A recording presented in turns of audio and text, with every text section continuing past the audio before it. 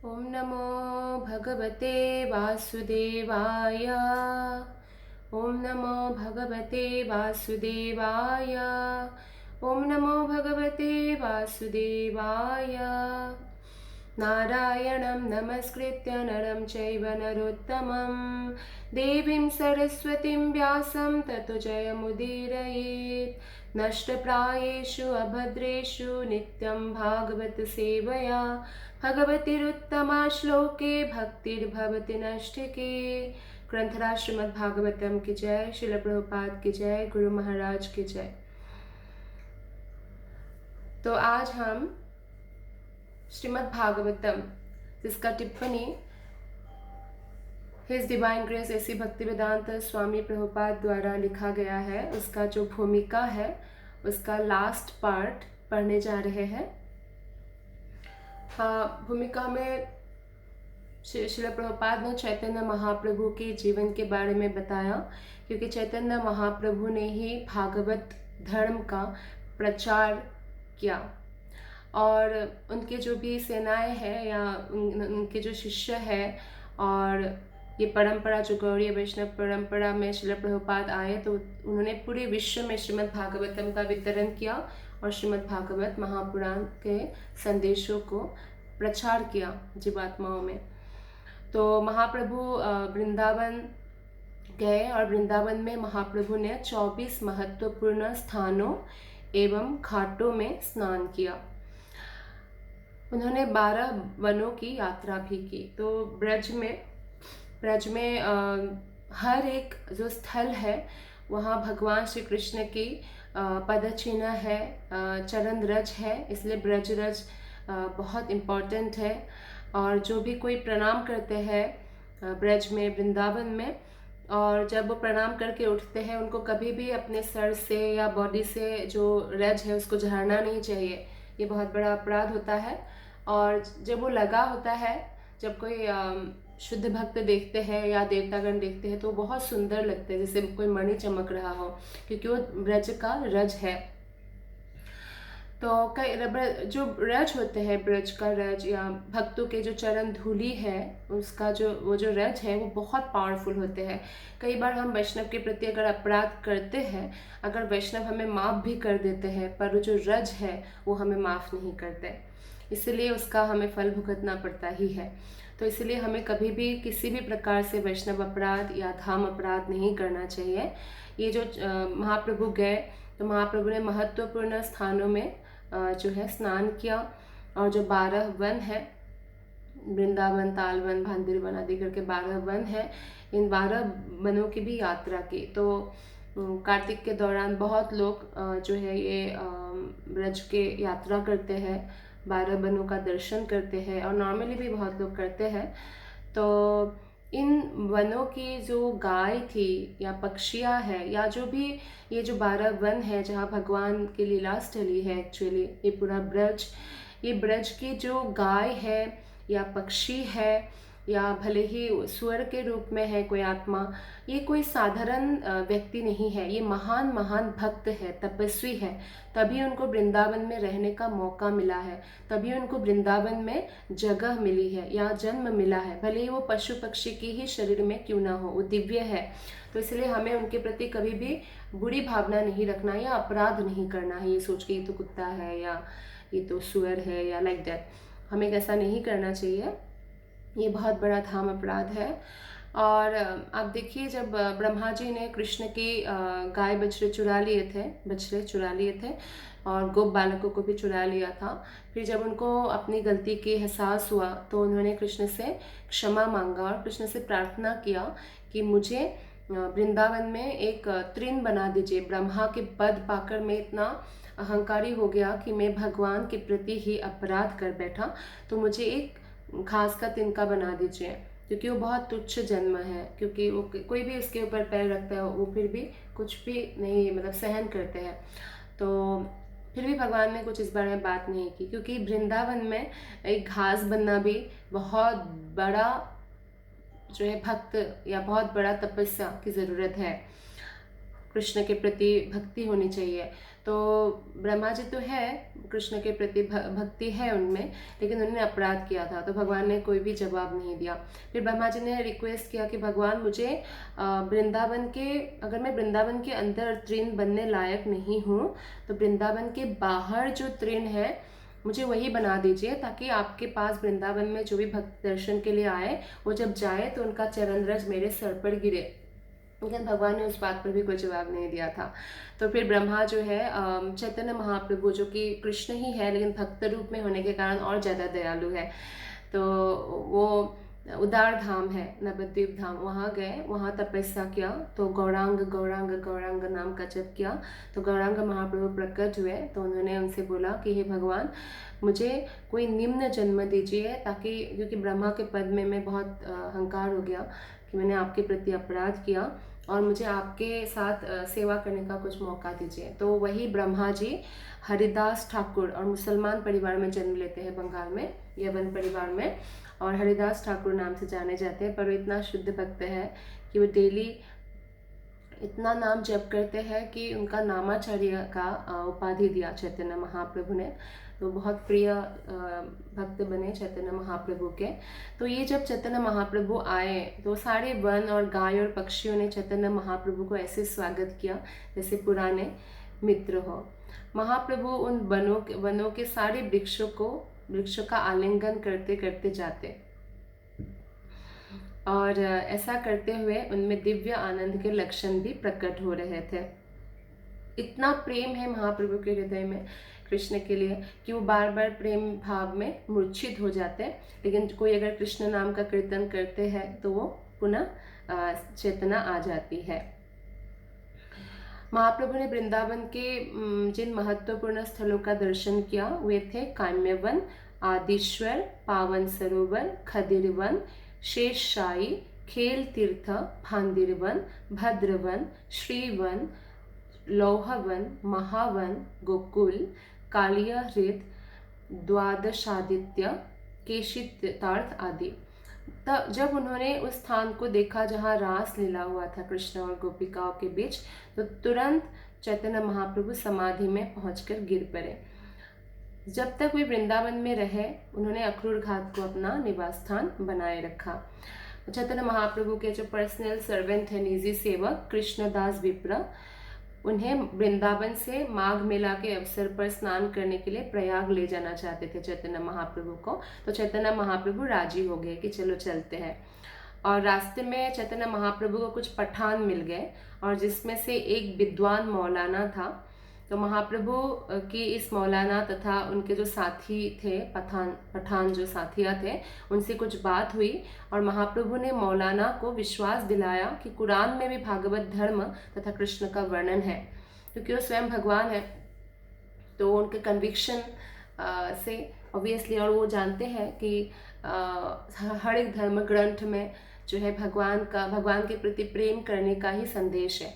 तो इस प्रकार भगवान ने उनको कन्विंस किया, और वो मान गए इस बात को कि हाँ, कुरान में भी भागवत धर्म और कृष्ण का वर्णन है। फलतः जितने भी पठान थे जो महाप्रभु से मिले वे भक्ति संप्रदाय में दीक्षित हो गए। जब वे प्रयाग आ गए, प्रयागराज, चैतन्य महाप्रभु, तो श्रील रूप गोस्वामी तथा उनके सबसे छोटे भाई उनसे बिंदु माधव मंदिर के निकट मिले। इस बार प्रयाग के वासियों ने महाप्रभु का पहले से अधिक आदरपूर्ण स्वागत किया, क्योंकि पहले भी प्रयाग आ चुके हैं प्रभु चैतन्य महाप्रभु, और बहुत सारे मायावादी सन्यासियों को भी दीक्षा दे चुके हैं। तो इस बार सब लोगों ने बहुत आदर के साथ बुलाया। प्रयाग में उस पार स्थित आढ़ेल ग्राम के वासी वल्लभ भट्ट अपने ग्राम में उनका स्वागत करने वाले थे, लेकिन वहां जाते समय महाप्रभु यमुना नदी में कूद पड़े। यमुना नदी से बहुत प्रेम है महाप्रभु को भी, इसलिए यमुना जो है समस्त भगवान की जितनी भी लीलाएं हैं उसमें यमुना के तट पर ही भगवान ने लीलाएं की है, और यमुना ऐसे भी भगवान श्री कृष्ण की पटरानी है। तो इस प्रकार से लीलाएं हुई। और प्रयाग में दशाश्वमेध घाट पर महाप्रभु ने रूप गोस्वामी को लगातार 10 दिनों तक भगवान की भक्ति का ज्ञान दिया।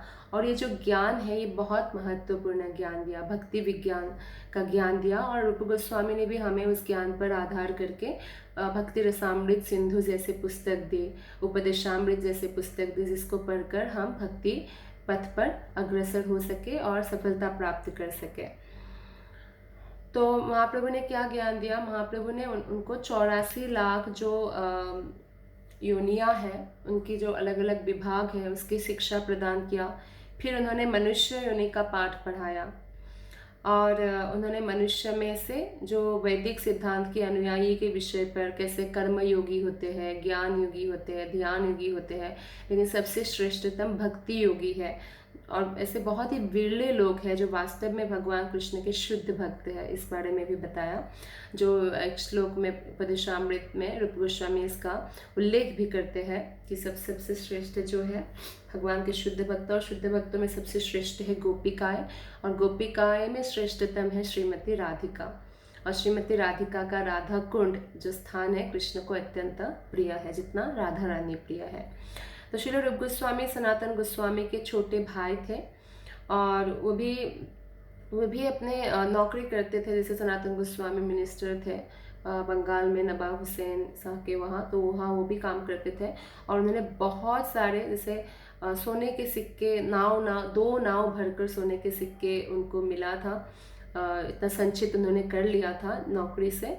तो जब वो घर छोड़ रहे थे और चैतन्य महाप्रभु के पास जा रहे थे, तो उन्होंने अपनी संपत्ति को इस प्रकार बांटा। उसका जो 50% है वो उन्होंने कृष्णा और कृष्ण के भक्तों की सेवा में दे दिया। उसका 25% अपने संबंधियों में दे दिया, और बाकी 25% आपातकालीन परिस्थिति के लिए बचा कर रखा। कई सारे भक्त इस तरह से अपने जो कमाई है उसको बांटते हैं। 50% भक्त और भगवान की सेवा में लगा देते हैं, 25% जो है अपने घर के परिवार की पालन पोषण में लगा देते हैं, और 25% सेव करके रखते हैं कि कोई आपातकालीन स्थिति आए, इमरजेंसी, उसमें यूज़ करेंगे। तो महाप्रभु ने गोस्वामी को भक्ति के विषय में शिक्षा देते समय भक्ति की तुलना एक लता से की और उपदेश दिया कि तुम इस भक्ति लता को शुद्ध भक्तों के प्रति किए गए अपराध रूपी मत्त हाथियों से बचाना। क्योंकि जब भी हम वैष्णवों के प्रति कोई अपराध करते हैं, 6 प्रकार के वैष्णव अपराध है। किसी वैष्णव को मारना, पीटना या हत्या करना, किसी वैष्णव की निंदा करना, किसी वैष्णव के प्रति ईर्ष्या भाव रखना कि उनकी उन्नति सहन नहीं कर पाना, किसी वैष्णव को देखकर भी उनका अभिनंदन नहीं करना, हरे कृष्ण प्रभु, हरे कृष्ण माता जी, ऐसा नहीं करना, किसी वैष्णव के आने पर खुश ना होना, इस प्रकार से, या किसी वैष्णव पर क्रोध करना, ये 6 प्रकार का वैष्णव अपराध है। तो भक्ति लता जो हमारा भक्ति हम करने का प्रयास कर रहे हैं, गुरु ने हमारे हृदय में जो भक्ति लता का बीज रोपण किया है, उसको निरंतर हरे कृष्ण महामंत्र जप करते हुए अपनी साधना के द्वारा, भक्तों के संगति के द्वारा जो है उसका भरण पोषण होता है या बढ़ता है भक्ति लता। लेकिन वो बढ़ते बढ़ते जो जैसे कोई लता बढ़ रहा है और हाथी आ जाता है तो उसको तहस नहस कर देते ना, बाग को, अच्छे बाग को भी, लताएं भी वो खींच के तोड़ देता है। तो इस प्रकार ये जो वैष्णव अपराध है ये मदमत्ता हाथी की तरह है, पागल हाथी की तरह है।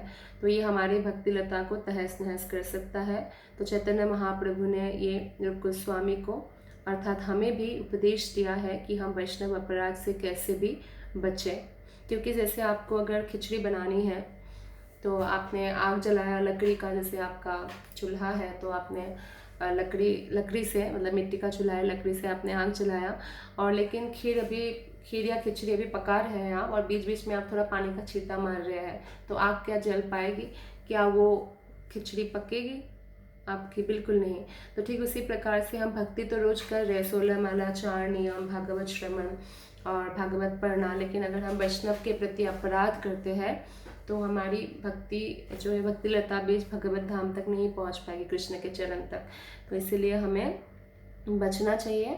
और इससे सिर्फ इतना ही नहीं, इसके अतिरिक्त किस किस से बचना चाहिए? जो भक्ति करते हैं, जो भक्ति में बहुत बड़ी बाधाएं हैं, इंद्रिय भोग की इच्छाओं से बचना चाहिए, और अद्वैतवादी मुक्ति, सायुज्य मुक्ति, ये सब मुक्ति से बचना चाहिए। तथा हठ योग प्रणाली की सिद्धि आदि प्राप्त करना, ये सबसे मतलब हमें भुक्तिकामी मुक्तिकामी सिद्धिकामी नहीं बनना है, हमें निष्काम भक्त बनना है कृष्ण का। तो इस प्रकार अगर हम बचेंगे तो ये जो है ना मुक्ति भुक्ति सिद्धि की जो इच्छाएं है, ये जैसे आपका भक्ति लता बढ़ रही है और उसके आसपास अवांछित घास फूस है जो लता को बढ़ने में बाधा दे रहे हैं, ऐसा है। तो इसलिए हमें इससे भी बचना चाहिए। इसी प्रकार जीवों के प्रति हिंसा नहीं करना चाहिए और सांसारिक लाभ की इच्छा नहीं होनी चाहिए। सांसारिक सम्मान या सांसारिक यश भी भक्ति या भागवत धर्म की उन्नति में बाधक है, क्योंकि हमारे आँखों की इंद्रिय तृप्ति तो है, हमने कुछ फिल्में देख लिया, कान की इंद्रिय तृप्ति है, कुछ फिल्मी सॉन्ग सुन लिया, नाक की इंद्रिय तृप्ति है कि जैसे नॉनवेज वगैरह का स्मेल ले लेते हैं लोग या कोई गंदा ऐसा स्मेल। जीभ का इंद्रिय तृप्ति है कि जो कृष्ण को भोग नहीं लगा हुआ है वैसा चीज़ खाना। स्किन का इंद्रिय तृप्ति है जो स्त्री पुरुष संभोग करते हैं, ऐसा। लेकिन ये सब इंद्रिय तृप्तियाँ जो है ये सब तो इंद्रियों का तृप्ति हुआ, लेकिन मन कैसे तृप्त होते हैं? मन ना जो पूजा मान प्रतिष्ठा की जो इच्छाएं हैं, इससे मन इंद्रिय तृप्ति है, मन का ये तृप्ति है, कहने का तात्पर्य है। मन ऐसे जो है इन सब चीज़ों के पीछे भागता है और इसी वजह से जो है ये भी भक्ति में बाधक है। तो हमारे हृदय में ऐसा होना चाहिए कि अमानी ना मान देना, जो चैतन्य महाप्रभु ने बताया है, हम किसी से मान की अपेक्षा ना करें लेकिन हम सबको मान दें। तो शुद्ध भक्ति को इंद्रिय तृप्ति की समस्त इच्छाओं, सकाम महत्वाकांक्षाओं तथा अद्वैतवादी ज्ञान की संस्कृति से मुक्त होना चाहिए। उनके पास अगर ज्ञान है, सिर्फ भक्ति का ज्ञान होना चाहिए। इसलिए भक्तों को श्री भागवतम और श्रीमद् भागवत गीता का अध्ययन करना चाहिए। भक्ति पुस्तक जैसे भक्ति रसामृत सिंधु, उपदेशामृत, ऐसे पुस्तकों का अध्ययन करना चाहिए। ये नहीं कि कोई भी पुस्तक पढ़े जो भक्ति से रिलेटेड ना हो। तो मनुष्य को सारी उपाधियों से मुक्त होना चाहिए और जब वो दिव्य शुद्धता प्राप्त कर लेता है तो शुद्ध इंद्रियों के द्वारा भगवान की सेवा कर सकता है। जो बहुत ज्ञानी व्यक्ति है, उनके पास कितना भी धन या कितना भी पावर पोजीशन या कितना भी नाम यश आ जाए, वो कभी भी अहंकार नहीं करता, वो विनम्र रहता है। लेकिन जो मूर्ख व्यक्ति है, वो थोड़ा सा भी प्राप्ति से, थोड़ा सा भी धन की प्राप्ति से अहंकार दिखाने लगते हैं, समाज में दिखावा करने लगते हैं, अपना स्टेटस गिनाने लगते हैं। तो ये हमारी मूर्खता का जो है परिचय है। तो हम भक्तों को देखते हैं कि वो लोग बहुत भौतिक संपन्न भी है, फिर भी भौतिक संपन्नता को वो कोई वैल्यू नहीं देते या उसको छुपाते हैं और भक्ति को ही सबके सामने प्रस्तुत करते हैं, क्योंकि वो खुद भी भक्तिमय जीवन जी रहे हैं और भक्ति से ही इम्प्रेस होते हैं, किसी अन्य भौतिक संपदा से वो इम्प्रेस नहीं होते। तो भक्ति जो है दो प्रकार से संपन्न की जाती है। एक तो है प्राथमिक अभ्यास द्वारा और तथा स्वैच्छिक भाव से। एक तो मतलब जैसे एक है वैधि साधना भक्ति और रागानुगा साधना भक्ति। वैधि साधना भक्ति मतलब विधि नियम का हम पालन तो करते हैं, मन नहीं करता, लेकिन फिर भी गुरु और शास्त्रों की आज्ञाओं का हम पालन करने का भरसक प्रयत्न करते हैं, इस प्रकार से। और दूसरा जो है स्वेच्छा से, जैसे गोपियों की जो भक्ति है, रागानुगा भक्ति है, ऑटोमेटिकली ही वो लोग कृष्ण में ही स्थित है। इसलिए उद्धव जब बोलते हैं कि आप लोग ध्यान करो ध्यान करो, गोपियाँ कहते हैं हम कृष्ण को भूल जाना चाहती है और एक क्षण के लिए हम भूल नहीं पाते हैं, और आप बोल रहे हैं ध्यान करो। हमें ध्यान नहीं करना, हमें ध्यान हटाना है उनसे। तो ऐसी स्थिति होता है स्वैच्छिक भाव से जो भक्ति कर रहे हैं। इसका ये उदाहरण है कि ये रागानुगा भक्ति है कि अपने आप ही मन भक्ति में लगता रहता है। तो वो स्थिति भी आ जाएगी अगर हम प्रामाणिक गुरु के अधीन होकर जो विधि विधानों का पालन करते हुए भक्ति में लगे रहेंगे।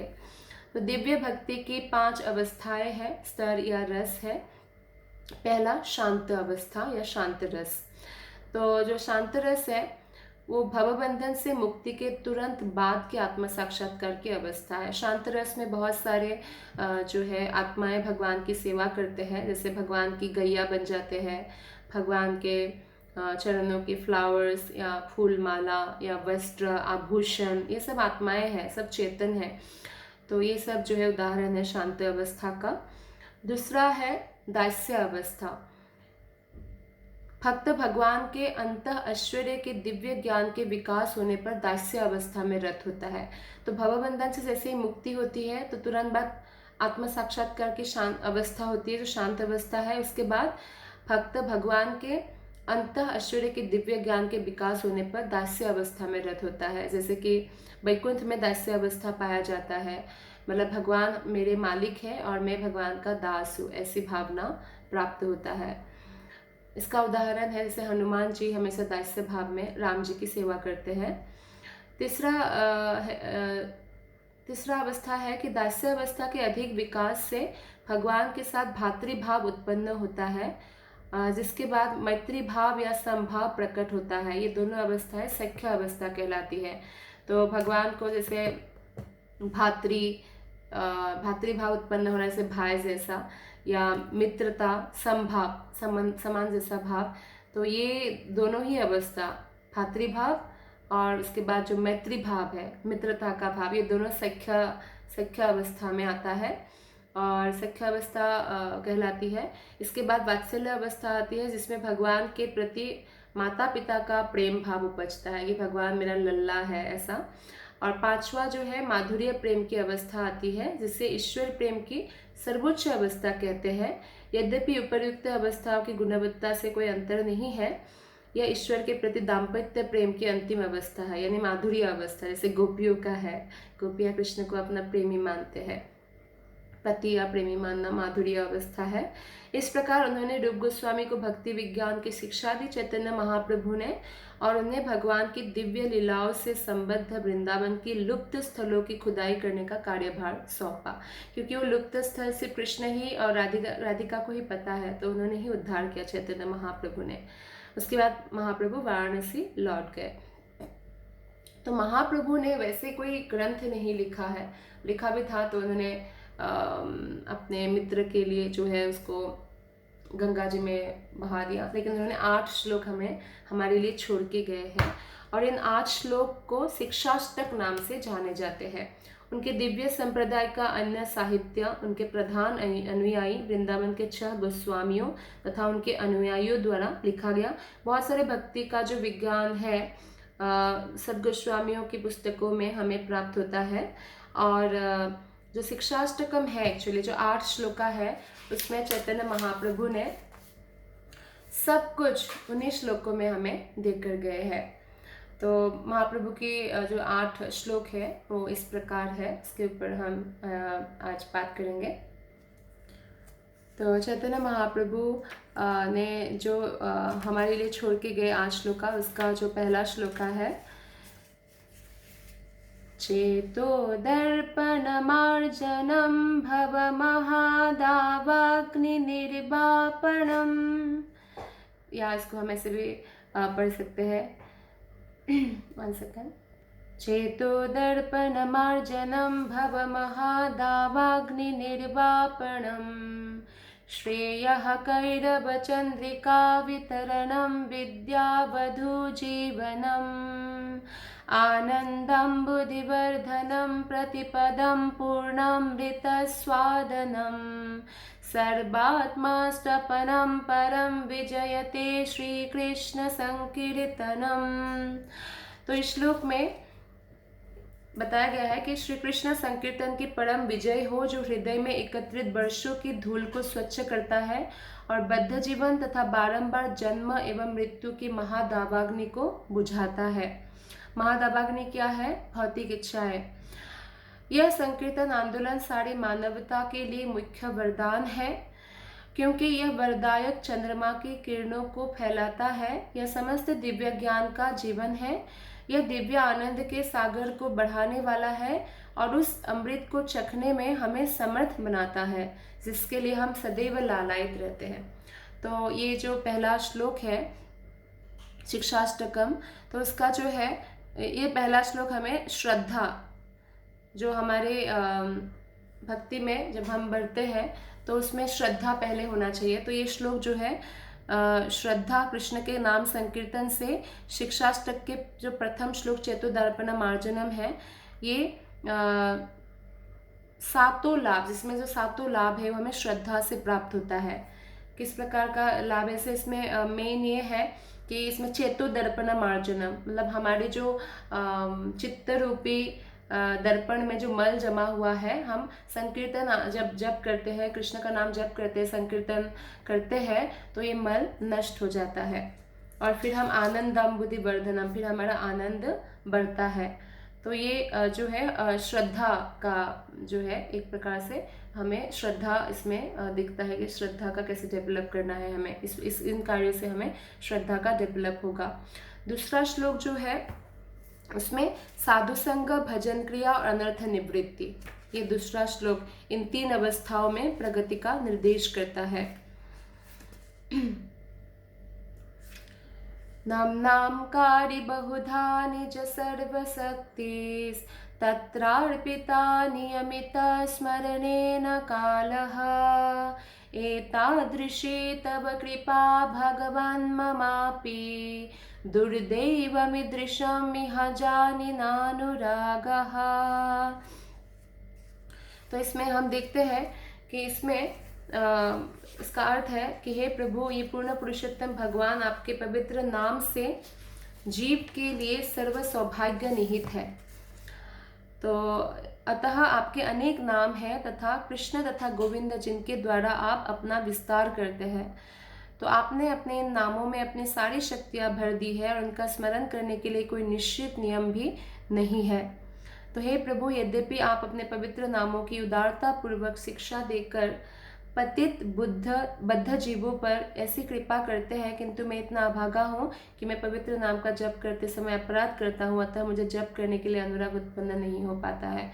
तो श्रद्धा से आगे बढ़ते हैं, फिर हम इसमें भक्तों के साथ संग करते हैं, भजन क्रिया करते हैं, पवित्र नाम का जप करते हैं और ये अनुभव करते हैं कि हम अच्छे से जप नहीं कर पा रहे हैं, तो भगवान से प्रार्थना करते हैं और इससे हमारा अनर्थ निवृत्ति होता है। जैसे अनर्थ निवृत्ति, काम, क्रोध, लोभ, मोह, मद, मात्सर्य या 6 वेग, ये सब जो भी दोष है वो नष्ट हो जाता है। तीसरा जो श्लोक है उसमें निष्ठा, तीसरा श्लोक भक्तों को विनम्रता सिखाती है, सहिष्णुता और निर्माणी बनकर कृष्ण में दृढ़ विश्वास उत्पन्न कर देता है। तृणादपि सुनीचेना तरुरपि सहिष्णुना अमानिना मान देना कीर्तनीय सदा हरि। तो कौन से लोग 24 घंटा कृष्ण का नाम जप कर सकता है? जो अपने आप को घास से भी तुच्छ मानता है, जो वृक्ष से भी अधिक सहिष्णु है तथा जो निजी सम्मान को न चाहकर अन्य को हमेशा आदर देते हैं और सदैव उसके लिए तत्पर रहते हैं, वो सदैव भगवान के पवित्र नाम का कीर्तन सुगमता से कर सकता है। जो चौथा श्लोक है उसमें जगत से उदासीन होकर श्री कृष्ण की भक्ति में अनोखी रुचि पैदा कर देता है। तो चौथा है रुचि। न धनम न जनम न सुंदरीम कविताम व जगदीश कामये मम जन्मनि जन्मनीश्वरे भवतात् भक्तिरहैतुकी त्वयि। मतलब मुझे भौतिक संपत्ति, भौतिकतावादी जो अनुयायी फॉलोअर्स हैं, सुंदर पत्नी या अलंकारिक भाषा में वर्णित सकाम कर्मों की कामना नहीं है कृष्ण। मैं तो इतना ही चाहता हूँ कि मैं जन्म जन्मांतर आपकी अहेतु की भक्ति करता रहूँ। तो इसमें हम देखते हैं कि कितना रुचि उत्पन्न हो जाता है। 5वां जो श्लोक है भक्त को कृष्ण में एक किंकर के रूप में आसक्त कर देता है कि मैं कृष्ण के दास हूँ, आसक्ति हो जाती है। अयि नंद तनुज किंकरम पतितम माम विषमे भवाम्बुधो कृपया तव पाद पंकज स्थित धूलि सदृशम विचिंतया। हे प्रभु, मैं महाराज नंद के पुत्र, हे नंद के पुत्र कृष्ण, मैं आपका सनातन सेवक हूँ, किंकर हूँ, किंतु अपने ही सकाम कर्मों के कारण मैं अज्ञान के इस भयावह समुद्र में गिर गया हूँ। अब आप मुझ पर अहेतु की कृपा करें, मुझे अपने चरण कमलों की धूलि का एक कण माने। तो आसक्ति हो जाता है। जो 6th श्लोक है, छठा श्लोक में श्री कृष्ण के भाव उत्पन्न कराकर अष्ट सात्विक भावों का आस्वादन करवाता है। कैसे? नयनम गलदश्रुधारया वदनम गद्गद रुद्धया गिरा पुलकेर्निचितम वपुः कदा तव नाम ग्रहणे भविष्यति। कब आपके पवित्र नाम का कीर्तन करते हुए मेरे नेत्र प्रभामान अश्रुओं से पूरित होकर सुशोभित होंगे? कब आपके पवित्र नाम का कीर्तन करते हुए दिव्य आनंद में मेरी वाणी अवरुद्ध होगी और मेरे शरीर में रोमांच उत्पन्न होगा? तो इस तरह से जो 7वां श्लोक है वो विप्रलंभ प्रेम, कृष्ण के विरह में तड़पते हुए प्रेमी भक्त का वर्णन करता है। युगायितम निमेषेण चक्षुषा प्रावृषायितम शून्यायितम जगत सर्वम गोविंद विरहेन मे। आपके वियोग में कृष्ण एक क्षण मुझे एक युग सा प्रतीत हो रहा है। विप्रलंब प्रेम भाव, मेरे नेत्रों से वर्षाधारा के समान अश्रु की धाराएं प्रवाहित हो रही है और मैं सारे जगत को शून्य सा देखता हूँ। और जो 8वां श्लोक है वो भाव भक्ति का पराकाष्ठा निर्दिष्ट करता है, जिसमें भक्त कृष्ण के शर्त रहित प्रेमा भक्ति करता है। आश्लिष्य वा पादरतं पिनष्टु माम् अदर्शनं मर्महतं करोतु वा यथा तथा वा विदधातु लम्पटो मत्प्राणनाथस्तु स एव नापरः। अपने चरण कमलों पर पड़ी हुई इस दासी का कृष्ण गाढ़ आलिंगन करे या अपने पांवों तले कुचल डाले अथवा कभी अपना दर्शन ना देकर मेरा हृदय तोड़ दे, आखिर वे लंपट है और जो चाहे सो कर सकते हैं, तो भी वे मेरे हृदय के परम आराध्य प्रभु है, मेरे प्राणनाथ है। ये जो भावना है ये 8वां श्लोक में भाव भक्ति का पराकाष्ठा दिखता है। और इस प्रकार चैतन्य महाप्रभु श्रद्धा से लेकर श्री कृष्ण में गोपियों की तरह शर्त रहित कोई कंडीशन के बिना अनकंडीशनल लव की जो अवस्था है उसका वर्णन करते हैं, अर्थात नाम जप करते हुए हमें श्री कृष्ण का विरही बनकर प्रेम का आस्वादन करने की शिक्षा देते हैं। और श्री कृष्ण का विरह युक्त प्रेम ही जीवात्मा के लिए सर्वोच्च आनंद है। जैसे इस भौतिक संसार में अगर किसी प्रेमी से विरह होता है तो बहुत दुख की अवस्था है, लेकिन आध्यात्मिक जगत में मिलन से भी अधिक आनंद विरह में है। और इसीलिए जो गोपियों का विरह भावना है, लोग बोलते हैं क्यों कृष्ण गोपियों को छोड़कर गए, वो विरह का आनंद देने के लिए। जो कृष्ण प्रेम में जो विरह का आनंद है वो अगर आप आनंद को एक पर्वत के साथ आप तुलना करें तो उसका शिखर है विरह भाव में कृष्ण के प्रति जो प्रेम है, जो विप्रलंब सेवा है, उसमें अधिक आनंद है, मिलन से भी अधिक। तो ये आज श्रीमद् भागवतम का भूमिका का अंतिम जो पार्ट है वो हमने फिनिश किया, अंतिम अंश। धन्यवाद। हरे कृष्णा।